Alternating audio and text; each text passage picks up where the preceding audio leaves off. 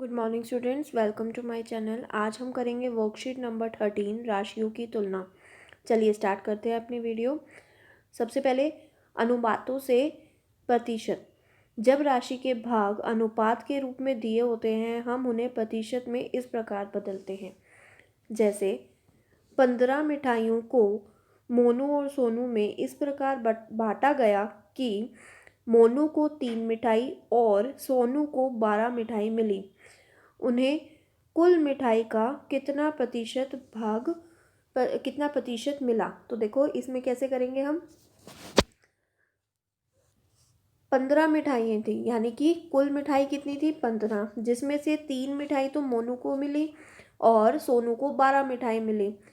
तो देखो मोनू को कितनी मिठाई मिली, मोनू को मिला कितना, 3 मिठाई। कितने में से, 15 में से। और प्रतिशत में करना है तो हमने क्या सीखा था, 100% लगाएंगे।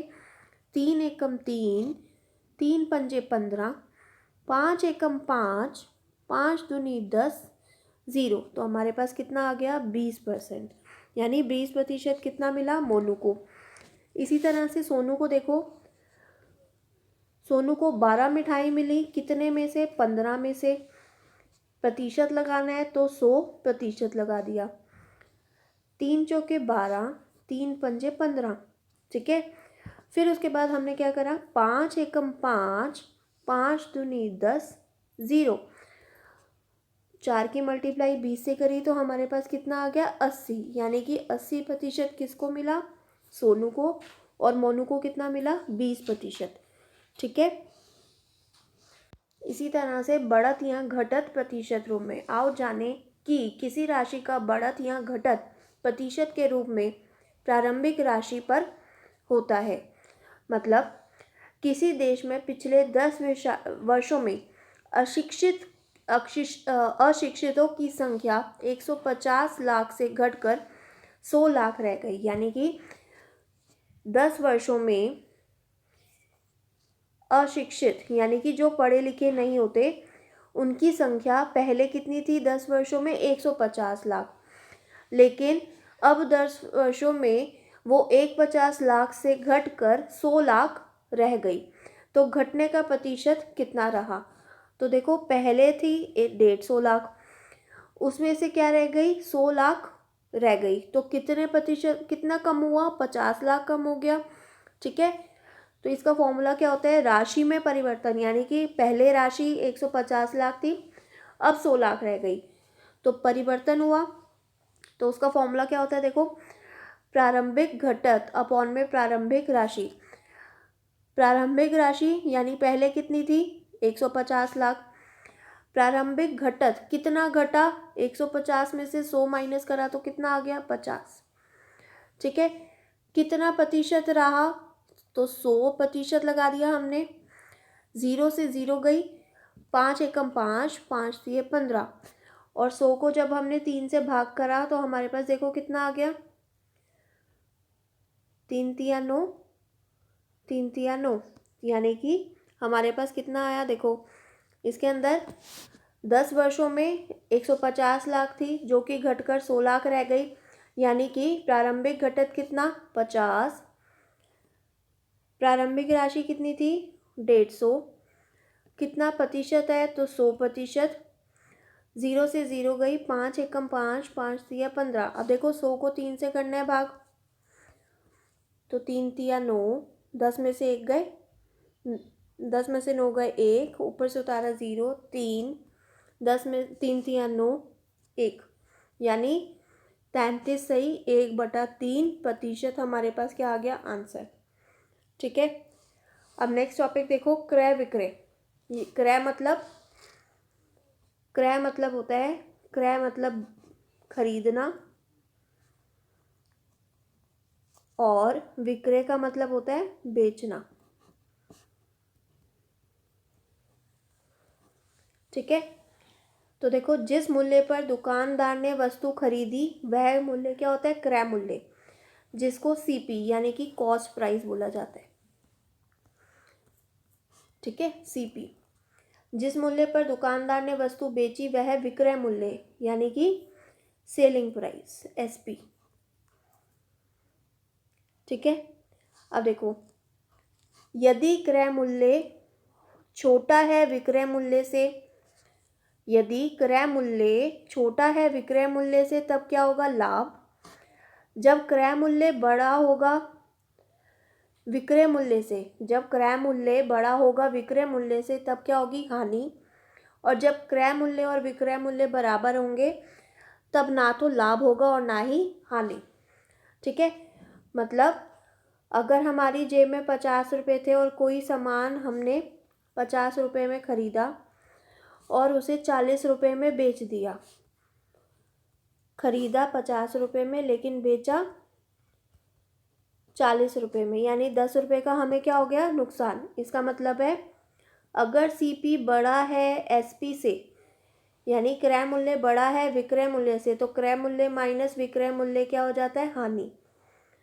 और जब विक्रय मूल्य बड़ा होता है क्रय मूल्य से तब क्या होता है? लाभ। ठीक है, तो देखो, एक फूलदान 120 रुपये में ख़रीदा गया और 108 रुपये में बेचा गया। खरीदा कितने में? 120 में, और बेचा कितने में? 108। तो यानी कि CP कितना? 120, SP कितना? 108, यानी कम में बेचा, तो इसका मतलब क्या है? हमें हानि। एक खिलौना कार 540 रुपये में बेचा गया और जो कि 450 में ख़रीदा था, यानी कि विक्रय मूल्य 540 रुपये, क्रय मूल्य 450 रुपये, तो क्रय मूल्य कम हो गया। ठीक है, और विक्रय मूल्य ज़्यादा हो गया तो क्या हो गया? हमें लाभ। एक साइकिल 1000 रुपये में ख़रीदी और 1000 रुपये में ही बेच दी, तो ना लाभ हुआ और ना हानि। ठीक है, ये चीज़ अच्छे से याद होनी चाहिए। फिर आगे देखो, लाभ या हानि प्रतिशत कैसे निकालते हैं? जब भी लाभ या हानि प्रतिशत निकालते हैं तो हमेशा क्रय मूल्य पर निकालते हैं। ठीक है, जब भी लाभ या हानि निकालनी हो तो क्रय मूल्य पर निकालते हैं। लाभ या हानि को प्रतिशत रूप में ज्ञात किया जा सकता है। लाभ या हानि दोनों क्रय मूल्य पर ही परिकलित करते हैं। अब देखो, एक वस्तु 50 रुपये में क्रय की गई, यानी कि CP कितना हो गया? 50 रुपये, और 12% हानि पर विक्रय की गई, तो देखो हानि कितनी हुई? 12%। हमने पढ़ा कि लाभ या हानि क्रय मूल्य पर ही की जाती है, तो देखो हानि कितनी हो गई? हानि हो गई 12/100, और क्रय मूल्य कितना था? 50। 0 से 0 गई, 5 एकम 5, 5 दूनी 10, 2 एकम 2, 2 छीक 12, तो हानि कितनी हो गई? 6 रुपये की। ठीक है, अगर हानि है तो हमने क्या पढ़ा था? हानि होती है तो क्या होता है? क्रय मूल्य बड़ा होता है विक्रय मूल्य से। ठीक है, तो हमारे पास देखो हानि कितनी आई थी? 6 रुपये की हानि आई थी। क्रय मूल्य कितना दे रखा है? 50 रुपये का दे रखा है, माइनस विक्रय मूल्य, विक्रय मूल्य। अब देखो, किसी चीज़ को जब RHS से राइट साइड से उठाकर इस साइड पे लेफ्ट साइड पे लेके आएंगे तो माइनस का क्या हो जाएगा? प्लस। तो विक्रय मूल्य इज इक्वल टू 50। अब ये 6 उधर जाएगा तो क्या हो जाएगा? माइनस में, तो 50 माइनस 6 कितना हो गया? 44 रुपये। तो विक्रय मूल्य कितना हो गया? 44। ठीक है, ये चीज़ ध्यान रखना, ये LHS है और ये RHS है, मतलब ये बायां पक्ष है और ये दायां पक्ष है। ठीक है, तो कोई प्लस की चीज़ अगर दाएं में लेकर आते हैं तो माइनस की हो जाती है, माइनस की प्लस की हो जाती है, मल्टीप्लाई की डिवाइड की हो जाती है, और डिवाइड की क्या हो जाती है? मल्टीप्लाई हो जाती है। ठीक है, अब नेक्स्ट क्वेश्चन देखो, राशिद ने एक टीवी 9,000 रुपये का खरीदा। 2 वर्ष पश्चात उसने 6,000 रुपये में बेचा। तो राशिद का लाभ या हानि ज्ञात करो। तो देखो क्रय मूल्य कितना है 9,000, बेचा कितने में यानी विक्रय मूल्य कितना है 6,000। ठीक है, देखो क्रय मूल्य कितना है, क्रय मूल्य है 9,000, विक्रय मूल्य कितना है 6,000। तो देखो विक्रय मूल्य कम हो गया, क्रय मूल्य ज़्यादा हो गया। तो जब क्रय मूल्य ज़्यादा होता है तो क्या होती है हमें हानि। क्रय मूल्य माइनस विक्रय मूल्य। तो देखो 9,000 माइनस 6,000 कितना हो गया 3,000 का नुकसान हो गया। लेकिन उसने क्या बोला 3,000 का नुकसान तो हो गया, लेकिन उसने क्या बोला प्रतिशत निकालो। तो 3,000 का जो हमारे पास हानि कितनी हुई 3,000 की। ठीक है, तो हानि प्रतिशत क्या होगा, हानि हमेशा कहाँ लगाई जाती है क्रय मूल्य पे लगाई जाती है। क्रय मूल्य कितना है 9,000 का, इंटू में 100। तो देखो 3 जीरो से 3 जीरो कट गई, 3 एकम 3, 3 तिया 9। तो 100 को अभी हमने 3 से भाग करा था, कितना आया था 33, 1/3%। ठीक है, अब देखो एक वस्तु को 5% लाभ पर 540 रुपये में बेचा गया। तो क्रय मूल्य निकालना है। अब देखो हमें पता है कि लाभ तो हमें 540 क्रय मूल्य पर निकालना है, लेकिन क्रय मूल्य तो हमें पता ही नहीं है। तो ऐसी सिचुएशन में देखो हम क्या करेंगे, यहाँ पर देखो लाभ हो रहे हैं यहाँ पर, तो हमने क्या करा लाभ का फॉर्मूला लगा दिया, लाभ इज इक्वल टू विक्रय मूल्य। लाभ कब होता है जब हमारा विक्रय मूल्य बड़ा होता है। तो विक्रय मूल्य माइनस क्रय मूल्य। तो देखो लाभ कितना है 5% लाभ दे रखा है।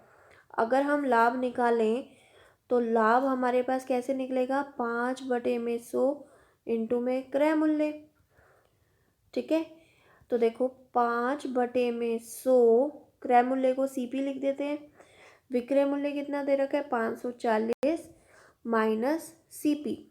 अब देखो ये भी सीपी दे रखा है, ये भी सीपी दे रखा है, तो इसको इधर ले जाएंगे। देखो हमारे पास क्या आया 5/100 CP is equal to 540 minus CP. 5 एकम 5, 5 दूनी 10, 0। तो देखो 1/20 सीपी प्लस सीपी, क्योंकि इस साइड पे लेके जाएंगे तो प्लस हो जाएगा 540। अब देखो एलसीएम लिया तो हमारे पास कितना आ गया 21/20 सीपी इज इक्वल टू 540। अब देखो सीपी निकालना है तो हमारे पास क्या आ जाएगा CP is equal to 540 into में 20 अपॉन में 21। ठीक है, अब इसको सॉल्व कर देंगे हम तो हमारे पास आंसर आ जाएगा। ठीक है, देखो 21/20 सीपी इज इक्वल टू 540, तो हमने क्रॉस मल्टीप्लाई कर दिया तो 540 इंटू में 20 ऐसे क्रॉस मल्टीप्लाई करना है, ये नीचे आ जाएगा। ठीक है, तो 3 सत्ते 21, 3 एकम 3, 3 अट्ठे 24, 0। ठीक है, अब इसको मल्टीप्लाई करोगे तो कितना आएगा 3600/7 और इसको डिवाइड कर देना तो आपके पास आंसर क्या आ जाएगा 5। देखो 3600 को 7 से भाग कर देंगे, 7 पंजे 35, 10, 7 एकम 7, 30, 7 चौक 28, 514 2/7%। ये हमारे पास आंसर आ जाएगा। ठीक है, अब नेक्स्ट क्वेश्चन देखो, एक दुकानदार ने एक कुर्सी 375 में खरीदी और 400 रुपये में बेच दी। अब देखो जो एसपी है वो 400 है और जो सीपी है वो 375 है। ठीक है, तो इसका मतलब है एसपी बड़ा हो गया यानी विक्रय मूल्य बड़ा हो गया, तो हमें क्या मिला लाभ। तो देखो 400 माइनस 375 हमारे पास कितना आ गया लाभ, यानी लाभ हमें कितना मिला 25। हमें लाभ प्रतिशत निकालना है, तो इसका मतलब है 25 अपॉन में 375 इंटू में 100। तो देखो 5 पंजे 25, 5 सत्ते 35, 5 पंजे 25, 5 एकम 5, 15, 5 दिए 15, 20। तो देखो 62/3%, ये हमारे पास आंसर आ जाएगा। ठीक है, तो आई होप आपको समझ में आया होगा। ये थोड़ा सा क्वेश्चन थोड़ा सा डिफ़िकल्ट है। ठीक है, तो वीडियो अगर आपके लिए हेल्पफुल हो तो वीडियो को लाइक करना ना भूलें। चैनल पर नए हैं तो चैनल को सब्सक्राइब कर देना और वीडियो अपने फ्रेंड्स में शेयर कर देना। Thank you.